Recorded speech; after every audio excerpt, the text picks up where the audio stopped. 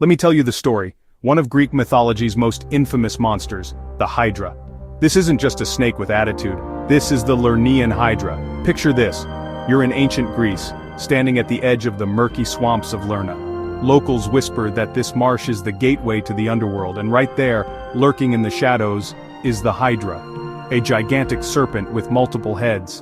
Some say 5, some say 100, but the classic tale, 9 heads, each deadlier than the last.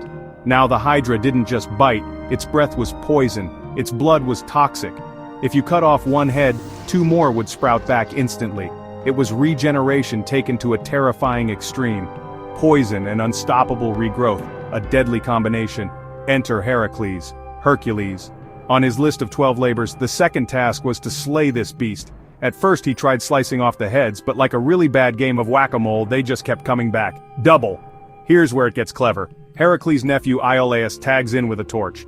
As Heracles chops off each head, Iolaus sears the stump with fire, stopping any more from growing back. Finally, when only the immortal head is left, Heracles buries it under a massive rock. Problem solved, for now. But the hydra didn't disappear when the myth ended. It became a symbol, a warning about challenges that get worse the more you fight them. Greek thinkers used it. Roman thinkers used it to talk about political rebellions, to talk about personal vices. The Stoics saw it as a lesson in resilience. Struggle makes you stronger. When Christianity rolled in, the hydra got a makeover. It stood for sin. It stood for heresy. All those evils you have to stamp out completely or they'll just keep coming back.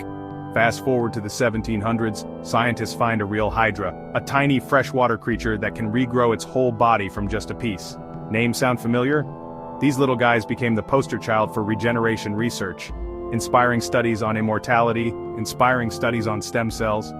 And let's be honest, monsters this cool never stay in the past. The hydra pops up in medieval art, in Dante's Inferno, and all over modern pop culture. Dungeons and Dragons, God of War, Percy Jackson, Marvel's Captain America, Hydra, the shadowy organization. Because if you strike one head, 2 more will take its place.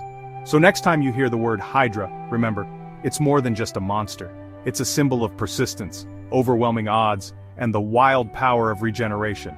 From ancient myth all the way to modern science and storytelling.